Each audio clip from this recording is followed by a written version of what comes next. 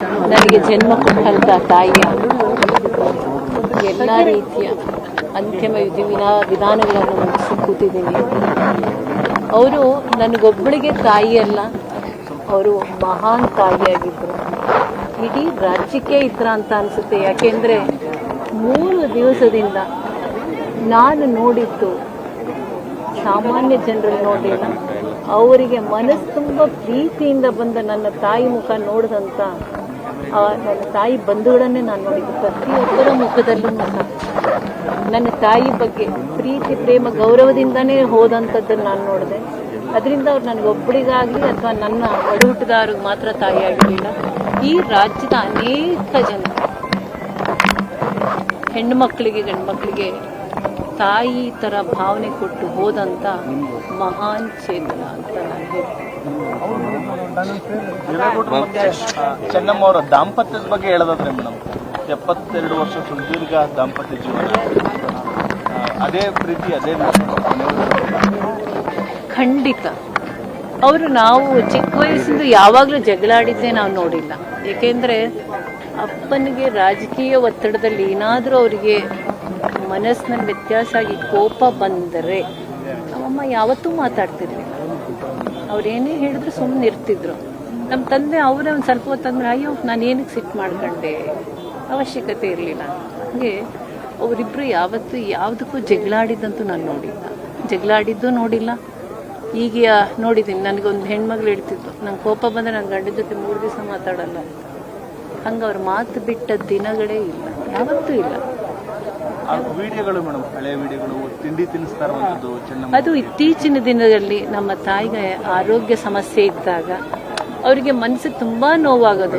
ನಾನು ಇಷ್ಟೆಲ್ಲ ಪೂಜೆ ಮಾಡಿದೆ, ಯಾತಕ್ಕೆ ನಂಗೆ ಭಗವಂತ ವ್ಯತ್ಯಾಸ ಕೊಟ್ಟ ಅಂತ ಅವ್ರಿಗೆ ತುಂಬ ನೋವಿತ್ತು. ಏಕೆಂದರೆ ಅವರಿಗೆ ಮಾನಸಿಕವಾಗಿ ಅವರ ಆರೋಗ್ಯದಲ್ಲಿ ಏನೂ ವ್ಯತ್ಯಾಸ ಇರಲಿಲ್ಲ. ದೈಹಿಕವಾಗಿ ಅವರು 2 ಸರಿ ಮನೇಲಿ ಬಿದ್ದರು, ಗ್ಯಾಪ್ ಆಫ್ 6 ಮಂತ್ಸಲ್ಲಿ. ಅವರಿಗೆಲ್ಲೋ ಅವರಲ್ಲಿ ಆತ್ಮವಿಶ್ವಾಸ ಹೊಟ್ಟೋಯ್ತು.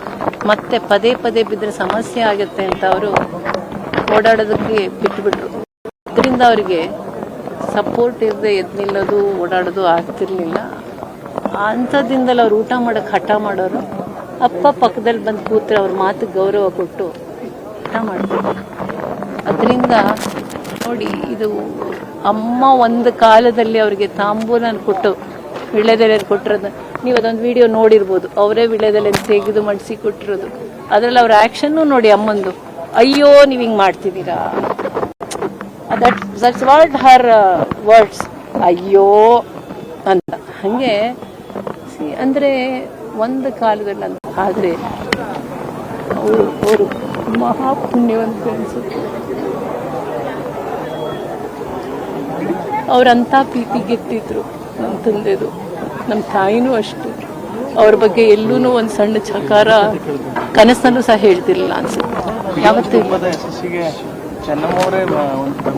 ನಿಜವಾಗಿ ಅಲ್ವಾ? ಹಾಗೆ ಆಲೋಚನೆ ಮಾಡಿ, ಊರಿಂದ 10 ಜನ ಪೇಷಂಟ್ ಬಂದರು, ಪೇಷಂಟು ನೋಡೋರು, ಓದೋ ಹುಡುಗರು ನೋಡೋರು, ಆಚೆಯಿಂದ ಬರೋರ್ನು ನೋಡೋರು. ನಾವೇ 2-3 ಜನ ಕೆಲಸದಲ್ಲಿ ಇಟ್ಕೊಂಡು ಸರಿಯಾದ ರೀತಿಲಿ ಕೆಲಸ ಮಾಡ್ಕೊಳ್ಳೋಕೆ ಕಷ್ಟ ಆಗಿದೆ ನಮಗೆ. ಅವರೇ ಮಾಡೋರು. ನಿಮ್ಗೆ ಇನ್ನೂ ಒಂದು ಹೇಳಿದ್ರೆ ಹೌದಾ ಅನ್ಬೋದೇನೋ. ನಾವು ಚಿಕ್ಕರಿರುವಾಗ ಯಾವ ಅಕ್ಕಿ ಕ್ಲೀನಿಂಗ್, ರಾಗಿ ಕ್ಲೀನಿಂಗ್ ಇರಲಿಲ್ಲ. ಸ್ವತಃ ಕ್ಲೀನ್ ಮಾಡ್ಕೊಡೋರು. ಅದು ಇಡೀ ದಿನ ಅವ್ರು ಅಡುಗೆ ಮಾಡಿ, ಪೂಜೆ ಮಾಡಿ, ಬಂದವ್ರನ್ನ ಸವರಿಸಿ, ಯಾವತ್ತೂ ಅವರು ಬೇರೆಯವ್ರ ಕೈಲಿ ಅದು ಕ್ಲೀನ್ ಮಾಡಿಸಿದ ದಿನ ನೋಡಿ. ನಾ ಹಂಗೂ ಅಮ್ಮ ಏನಕ್ಕಮ್ಮ ಅಂದರೆ, ಒಬ್ಬ ಕೆಲಸದವ್ರು ಮಾಡೋಳು, ಕಲ್ಲೆಲ್ಲ ಇರುತ್ತೆ, ಅದು ಗಂಡು ಹುಡುಗರು ಒಳ್ಳೇದಲ್ಲ ಅಂತ ಹೇಳೋದು. ಆ ರೀತಿ ಯಾವುದೇ ಆಲೋಚನೆ ಮಾಡ್ತಾರೆ, ನಾನು ಈ ಕೆಲಸ ಮಾಡ್ಬೋದಾ ಬಿಡ್ಬೋದಾ, ನಾನೊಬ್ಬ MLA ಹೆಂಡ್ತಿ ಇಲ್ಲ. ಯಾಕೆಂದರೆ 62ನೇ ಇಸ್ವಿಯಿಂದ ಅವ್ರ MLA. ಆ ಕಾಲದಿಂದ ಅವ್ರಿಗೆ ಎಲ್ಲೂ ಸಹ ಒಂದು ಸಣ್ಣ ಅಹಂಕಾರ ಬರಲಿಲ್ಲ, ಎಲ್ಲೂ ಬರಲಿಲ್ಲ ಅವ್ರಿಗೆ. ನೀವು ನೋಡಿರ್ಬೋದು, ಯಾವತ್ತಾದರೂ ಅವರು ಅಹಂಕಾರದಲ್ಲಿ ಆಡಿದ ದಿನ ಎಲ್ಲಾದರೂ ಇದೆಯೋ ನನಗೆ ನೆನಪಿಲ್ಲ. ಖಂಡಿತ ಅದು ನಾನು ಹೇಳಿದ್ನಲ್ಲ, ಯಾರೇ ಬರಲಿ ಮೊದಲನೇ ಪ್ರಶ್ನೆ ಬೆಳಗ್ಗೆ ಬಂದರೆ ತಿಂಡಿ ಆಗಿದೆಯಾ, ಮಧ್ಯಾಹ್ನ ಆದರೆ ಊಟ ಆಗಿದೆಯಾ, ಸಾಯಂಕಾಲ ಆದರೆ ಕಾಫಿ ಕುಡೀರಿ, ಬೇರೆ ಸ್ವೀಟ್ ಕೊಡ್ಲಾ, ಇದೇ ಬರ್ತಿದ್ದೆ, ಇಲ್ಲ ಹಣ್ಣು ಕೊಡ್ಲಾ. ಮಕ್ಕಳು ವಿಚಾರದಲ್ಲಿ ಚೆನ್ನಮ್ಮ ಈ ಒಂದು ವಿಚಾರ ಈಡೇರಲಿಲ್ಲ, ಈ ಒಂದು ಆಸೆ ಈಡೇರಲಿಲ್ಲ. ಆ ಥರ ಎಲ್ಲೂ ಇಲ್ಲ. ಏಕೆಂದರೆ ನಮಗೆಲ್ರಿಗೂ ಸಂಸ್ಕಾರ ಕೊಟ್ಟಿದ್ದಾರೆ. 6 ಜನ ಮಕ್ಳಿಗೂ ನಮಗೆ ನೀವೇ ಹೇಳ್ತಿದ್ದೀರಾ, ನೀವೇ ಅನುಭವಿಸಿದ್ದೀರಾ. ಬಂದವ್ರಿಗೆ ಕುಮಾರಣ್ಣ ನೋಡ್ತಾರೆ ಅಂತ, ನೀವು ದೊಡ್ಡಣ್ಣ ನೋಡಿಲ್ಲ, ಅವರು ನೋಡ್ತಾರೆ. ನನ್ನ ತಂಗಿ ಇನ್ನೂ ಹೆಚ್ಚು ನೋಡ್ತಾಳೆ, ನನ್ನ ತಮ್ಮ ಇನ್ನೂ ಜಾಸ್ತಿ ಕೊಡ್ತಾನೆ. ಸೊ ಅವರೆಲ್ಲ ಒಂಥರ ಮೌನವಾಗಿ ಸಮಾಜಕ್ಕೆ ಸೇರಿದರು. ನೀವು ಕಣ್ಣೆದ್ರಿಗೆ ನೋಡ್ತಿರೋದು ಕುಮಾರಣ್ಣ. ರೇವಣ್ಣ ನಿಮ್ಮ ಈ ಕ್ಷೇತ್ರದಲ್ಲೇ ಇರೋಂಥವ್ರು, ಅವರು ಒರಟಾಗಿ ಮಾತಾಡ್ಬೋದು. ಯಾಕೆ ಅಂದರೆ ಅವ್ರಿಗೆ ವಿದ್ಯೆ ಇಲ್ಲ, ಅದರಿಂದ ಆದರೆ ಕೆಲಸದಲ್ಲಿ ಏನೋ ಗೊತ್ತಿರುತ್ತೆ. ಅವರಿಗೆ ಬಿಟ್ಬಿಡಿ, PWD ಕೆಲಸನೋ KB ಕೆಲಸನೋ ಅಲ್ಲ, ಎಷ್ಟು ಜನ ಮನೆಗೆ ಬಂದವ್ರ ಕೆಲಸ ನಿಮಗೆ ಗೊತ್ತು. ಮನಸ್ಸಿನಲ್ಲಿ ಹೆಂಗರಳು. ಕೊನೆ ಕಾಲದಲ್ಲಿ ಚೆನ್ನಮ್ಮನವ್ರ ಜೊತೆ ಮಾತಾಡ್ಬೇಕಾದ್ರೆ ಏನ್ ಅನಿಸಿಕೆಗಳು? ಅವರಿಗೆ ಅವ್ರಿಗೆ ತುಂಬಾ ನೋವಿದ್ದಿದ್ದು, ನಾನು ಈ ರೀತಿ ಬದುಕು ನಡೆಸ್ದೆ, ದೇವ್ರ ಧ್ಯಾನ ಮಾಡಿದೆ, ನನಗೆ ಯಾಕೆ ಶಿಕ್ಷೆ ಆಯ್ತು ಅನ್ನೋದೊಂದು ನೋವಿತ್ತು. ಬಿಟ್ರೆ ಅವ್ರಿಗೆ ಇನ್ಯಾವುದೇ ಥರ ನೋವಿರಲಿಲ್ಲ. ಅವರಿಗೆ ಓಡಾಡೋದೊಂದು ಆಗದೇ ಇದ್ದಂಥ ಪರಿಸ್ಥಿತಿ ಬಂದಾಗ ಅವ್ರ ಮನಸ್ಸಲ್ಲಿ ಅದೊಂದೇ ನೋವು ಉಳಿದಿದ್ದು. ಅದೊಂದೇನೆ ಅದು ಈ ರೀತಿನೇ ಹೇಳ್ತಿದ್ದಿದ್ದು ಅವರು. ನಾನು ಇಷ್ಟೆಲ್ಲ ಒಳ್ಳೆ ಬದುಕು ನಡೆಸಿದೆ, ನನಗೆ ಯಾಕೆ ಈ ಶಿಕ್ಷೆ ಅದೊಂದು ಬಿಟ್ರೆ ಅವ್ರ ಮನಸ್ಸಿನಲ್ಲಿ ಯಾವುದೇ ಒಂದು ಆಸೆ ಆಕಾಂಕ್ಷೆ ಇದ್ದು ಇದರಲ್ಲಿ ಹೋಗಿದ್ದಾರೆ ಅನ್ನೋದು ಕಿಂಚಿತ್ತೂ ಅನುಮಾನ ಬೇಡ.